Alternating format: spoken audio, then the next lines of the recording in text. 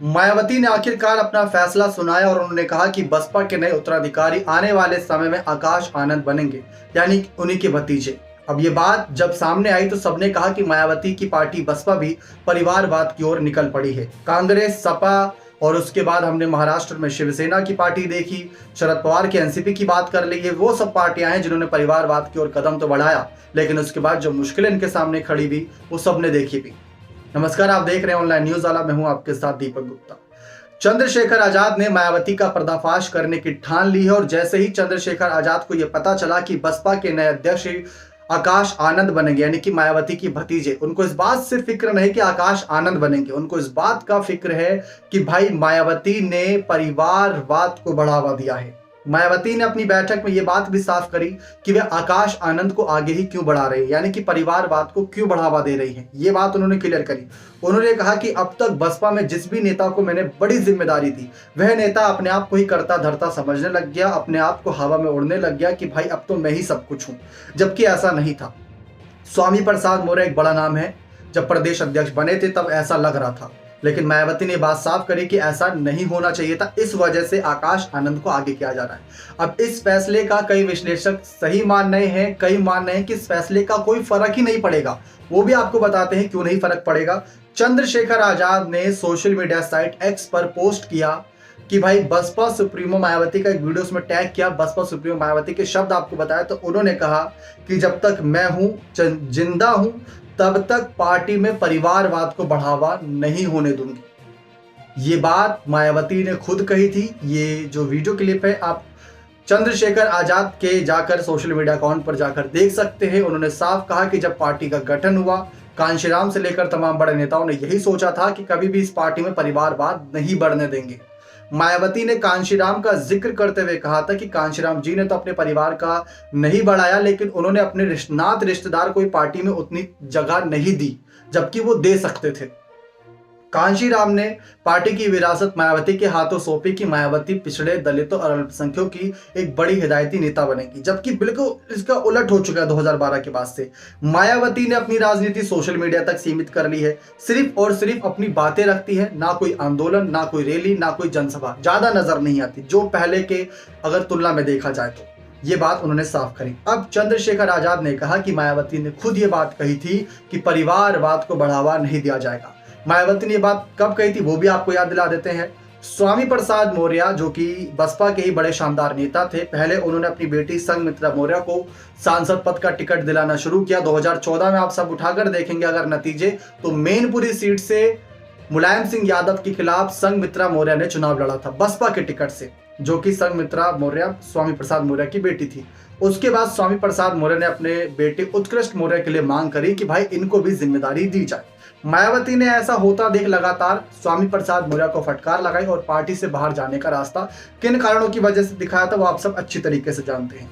अब बात फिर आती है आकाश आनंद पर। आपको हमने वीडियो की शुरुआत में बताया कि आकाश आनंद को अध्यक्ष पद देने से ज्यादा फर्क नहीं पड़ेगा, ऐसा विश्लेषक मानते हैं। इसके पीछे की वजह आपको बताते हैं। आकाश आनंद एक युवा नेता है, 28 साल उनकी अभी उम्र बताई जाती है, और उनके अपोजिट में एक और युवा नेता जिनके लिए काफी मुश्किलें हैं कि पार्टी को आगे बढ़ाए, आजाद समाज पार्टी के मुखिया की हम बात कर रहे हैं चंद्रशेखर आजाद की। वह भी अपनी पार्टी को लगातार विस्तार कर रहे हैं, लगातार जनता के बीच बने हैं, दलितों के मसीहा बन रहे हैं, बाबा भीमराव अंबेडकर के संविधान को जनता के बीच जाकर याद दिला रहे हैं। कह रहे हैं कि अगर इस संविधान को किसी को बचाना है तो संसद में जाकर हमें भी आवाज उठानी होगी। मायावती ने तो संसद से दूरी बना ली, ना तो वे राज्यसभा के सदस्य हैं, ना ही वे लोकसभा के सदस्य, और ना ही वो चुनावी मैदान में उतरती है। तो जब बात संविधान की आती है तो बसपा की तरफ से कौन आगे आता है? इतना कोई नहीं। तो ऐसे में चंद्रशेखर आजाद ने अपने आप को एक विकल्प के तौर पर रखा। अब बात आकाश आनंद की आई। आकाश आनंद भी मायावती की विचारधारा वाले नेता ही बताए जा रहे हैं। उन्होंने कहा विश्लेषकों ने कि अगर कल को आकाश आनंद बन जाते हैं बसपा के नए अध्यक्ष, तो मायावती के कहने और कुछ ऐलान के बाद ही वे कदम उठाएंगे, अपने खुद के फैसले ज्यादा नहीं लेंगे, और अगर लेंगे भी तो उसका क्या नतीजा होगा वो तो तभी पता चलेगा। उन्होंने साफ कहा कि भले ही आकाश आनंद के हाथों कुर्सी सौंपी जाएगी, लेकिन फैसले तब भी मायावती ही लेंगी, क्योंकि एक राष्ट्रीय पार्टी सौंपी जाएगी आकाश आनंद को, और मायावती भी नहीं चाहेंगे कि अगर राष्ट्रीय पार्टी आकाश आनंद के हाथों सौंपी जा रही है तो कल को वे राष्ट्रीय पार्टी को सिर्फ क्षेत्रीय पार्टी तक सीमित कर दें। जैसे जयंत चौधरी की बात कर ले, उनकी पार्टी राष्ट्रीय पार्टी के तौर पर कहलाई जाती थी, लेकिन आज के समय में वह पार्टी सिर्फ क्षेत्रीय पार्टी तक सीमित रह गई है।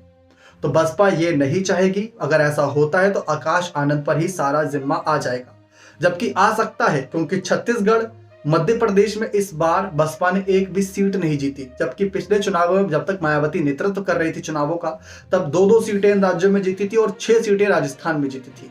इस बार राजस्थान में सिर्फ 2 ही सीटें हाथ लगी। और देखा जाए तो चंद्रशेखर आजाद की आजाद समाज पार्टी काफी अच्छा प्रदर्शन करी पहली बार के नतीजों में देखा जाए, और बिना किसी ज्यादा बड़े स्टार प्रचारक के काफी अच्छा प्रदर्शन किया उन्होंने। उस लिहाज से देखा जाए तो मायावती को चुनौती दे दी है, पर्दाफाश करने की ठान ली है। आकाश आनंद और चंद्रशेखर आजाद के बीच भिड़ंत भी हुई थी राजस्थान चुनाव में प्रचार के वक्त। आकाश आनंद ने चंद्रशेखर आजाद को पहचानने से इनकार कर दिया था। उन्होंने कहा था, कौन आजाद समाज पार्टी, हम ऐसे किसी दल को नहीं जानते, चंद्रशेखर को नहीं जानते। ये बात उन्होंने जनता के सामने, मीडिया के सामने कही थी। बदलाव में चंद्रशेखर आजाद ने क्या कहा था वो भी सुनिए। उन्होंने कहा कि आकाश आनंद की जो इस समय मौजूदा हैसियत है वो सिर्फ इतनी है कि वह मायावती के भतीजे हैं, मायावती उनकी बुआ है, इसके अलावा उनकी कोई पहचान नहीं है जो उन्होंने राजनीति के तौर पे किया हो। लेकिन अगर बात करें चंद्रशेखर आजाद की, उन पर हमला होता है, वह जाते हैं, पुलिस का सामना करते हैं, आंदोलन करते हैं, आवाज उठाते हैं। बसपा के ही किसी नेता ने कहा था कि चंद्रशेखर आजाद से दिक्कत नहीं है कि अगर कल को चंद्रशेखर आजाद बसपा का हिस्सा बनते हैं, उनके तरीके से दिक्कत है कि वे जिस तरीके से कामकाज करते हैं, जो तरीका उन्हें कामकाज का है, हमेशा ऐसा लगता है कि भाई किसी सरकारी अफसर को फटकार लगा रहे हों, उनको धमका रहे हों। काम का भी एक तरीका होता है। जैसे भीमराव अंबेडकर जी ने बड़े ही शांत स्वभाव होकर करोड़ों लोगों का उद्धार कर दिया था। वही बात यहाँ पर याद दिलाई जाती कि जो चंद्रशेखर आजाद का रवैया रहता है कि हमेशा आंदोलन, जनसभा, रैली, वो सब नहीं, शांत स्वभाव होकर सरकार को झुकाना आना चाहिए। ये बात किसी बसपा नेता ने ही कही थी। लेकिन अब जो कुछ भी हकीकत यही है, लोकसभा चुनाव में 4 से 5 महीने का वक्त बचा है, और ऐसे में ये बड़ा बदलाव बसपा को कितना भारी पड़ेगा या कितना फायदा देगा। क्योंकि अगर बसपा पार्टी में देखा जाए तो बड़े बड़े चेहरों ने साथ छोड़ दिया। अभी हाल ही में दानिश अली को भी पार्टी से निकाल दिया गया, और ऐसे में अब परिवारवाद की जब बात उठी है, और स्वामी प्रसाद मौर्य जैसे बड़े नेता अगर परिवारवाद की वजह से बाहर निकाले गए या जो भी फैसला था, तो ये मामला तो बहुत गर्म होने वाला। और ऐसे में चंद्रशेखर आजाद इस मौके को अपने हाथ से नहीं जाने देंगे। उनका निशाना मायावती नहीं रहेंगे। आपको फिर से बता दें, क्योंकि मायावती को अपनी मां मानते हैं, राजनीतिक गुरु मानते हैं। उनका निशाना आकाश आनंद रहेंगे, जो परिवारवाद के नाम पर आगे बढ़कर आए हैं। अगर आपको लगता है कि चंद्रशेखर आजाद का यह फैसला सही रहेगा, उस फैसले से उनका वोट बैंक बढ़ सकता है और जनता को एक विकल्प के तौर पर आगे आ सकते हैं कि मायावती के जाने के बाद भाई कहीं ना कहीं चंद्रशेखर आजाद आप अपने आप को एक विकल्प के तौर पर रखें, तो अपना कमेंट सेक्शन में जरूर रखें कि वह सही कर रहे हैं या नहीं। अपना कमेंट सेक्शन में जरूर रखिएगा। चैनल पर नए और अब तक बने हुए हैं तो वीडियो को लाइक और चैनल को सब्सक्राइब और वीडियो को शेयर भी अवश्य जरूर कीजिएगा। बहुत बहुत धन्यवाद।